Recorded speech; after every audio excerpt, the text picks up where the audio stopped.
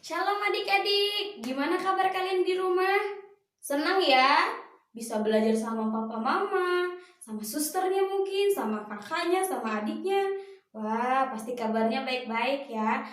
Kak Reni juga kabarnya baik, puji Tuhan. Tuhan masih pelihara kita sampai saat ini. Nah, sekarang kita mau dengar cerita. Kalau misalnya Keganya di rumah nggak apa-apa ya. Adik-adik masih bisa dengar cerita. Hari ini Kak Reni yang cerita.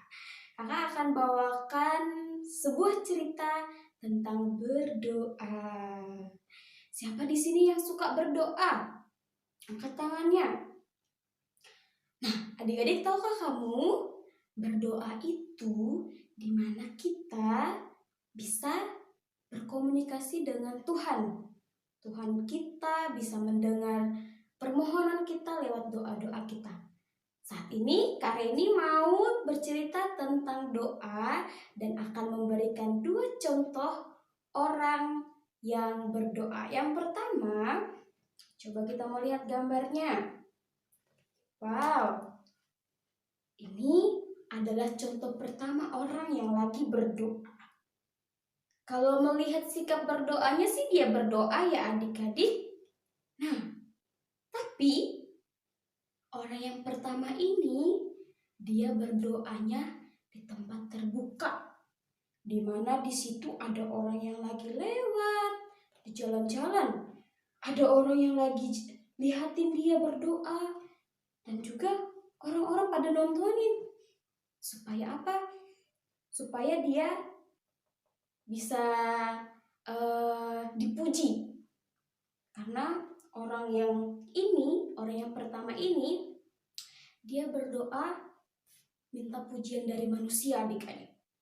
Nah, waktu dia berdoa di jalan bukan cuma itu saja yang dia lakukan, dia pakai suara yang kencang supaya orang lain tahu, wah dia lagi berdoa ya, hebat banget. Jadi dia mau dengar pujian-pujian itu.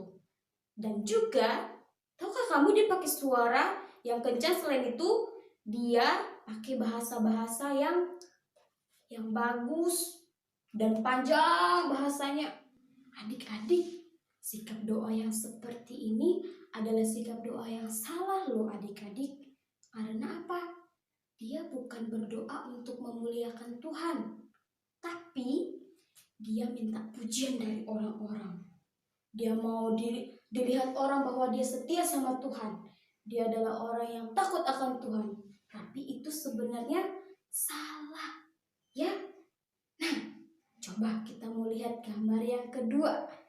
Seperti apa ya contoh orang yang kedua ini, dia berdoa seperti apa? Wow, ini adalah sikap berdoa juga ya adik-adik. Orang yang kedua ini, dia berdoa, dia masuk di dalam kamar. Coba kalian lihat ada orang gak di sekelilingnya? Berbeda dengan orang yang tadi ya. Tuh, kalau ini banyak orang di sekelilingnya, tapi yang ini tidak ada orang. Dia berdoa masuk di dalam kamar, terus kamarnya ditutup dan dia mulai berdoa kepada Tuhan. Nah, siapa yang sering berdoa tidak dilihat sama orang lain? Dia berdoa di dalam kamar, dia cuma mau Tuhan yang dengar doanya. Karena kalau misalnya adik-adik berdoa seperti ini, walaupun kamu tidak melihat Tuhan, walaupun kamu tidak mendengar suara Tuhan, tapi Tuhan mendengar doamu. Kamu pakai suara kecil-kecil, suara di dalam hati pun Tuhan mendengar itu. Jadi adik-adik, kalau misalnya berdoa, hari ini Kak Reni sudah ajarin sikap berdoa yang benar ada 2. Ini adalah doa yang salah, dan ini adalah doa yang cara berdoa yang benar. Karena kita berdoa bukan mau dilihat sama manusia, tetapi mau dilihat sama siapa adik-adik? Dilihat sama Tuhan. Kalau misalnya kamu mau berdoa dilihat sama manusia, itu sia-sia loh adik-adik. Tuhan tidak dipermuliakan. Kalau misalnya adik-adik berdoa di rumah, misalnya berdoa sama papa mama juga bisa dilakukan, bisa di rumah bersama mama di kamar.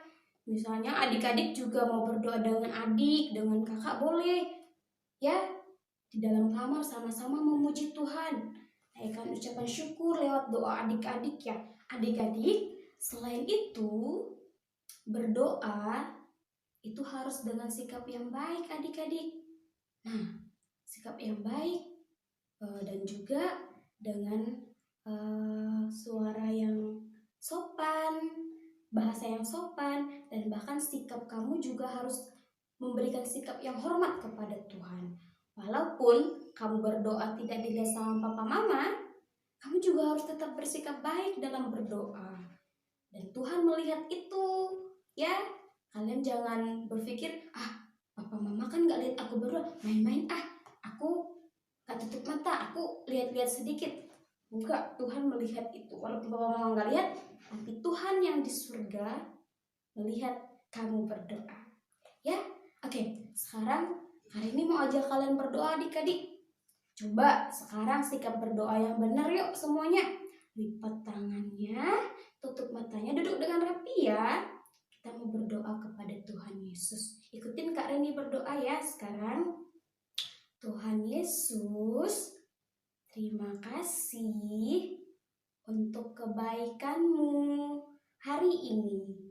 Tuhan, Engkau masih memberikan kami kesehatan, kekuatan, dan berkat-berkat yang lain. Tuhan Yesus, terima kasih juga untuk firman-Mu yang boleh kami dengarkan. Biarlah firman ini bisa kami lakukan dalam hidup kami sehari-hari, hanya untuk memuliakan Tuhan. Dan firman-Mu pada hari ini yang mengajarkan kami tentang cara berdoa yang benar. Berkati kami semua Tuhan, berkati papa mama, berkati kakak, adik, dan teman-teman kami. Dalam nama Tuhan Yesus, kami berdoa. Amin. Sekarang kita mau ayat hafalan. Siapa yang senang ayat hafalan di sini? Udah berapa ayat yang kamu hafal? Ayo. Masih suka hafal ayat enggak nih di rumah? Hari ini Kareni mau ajarkan satu ayat hafalan. Ini ayat hafalan baru ya adik-adik. Bulan kemarin minggu kemarin beda ayat hafalannya dengan minggu ini. Jadi ayat hafalan kita terdapat dalam kitab Matius pasal 6 ayat 8b. Ulangi sekali lagi ya. Matius 6 ayat 8b. Karena Bapamu mengetahui apa yang kamu perlukan sebelum kamu meminta kepadanya. Sekali lagi ya, ikutin. Matius 6 ayat 8b. Karena Bapamu mengetahui apa yang kamu perlukan sebelum kamu meminta kepadanya. Dihafalin ya adik-adik? Oke, dan berkati.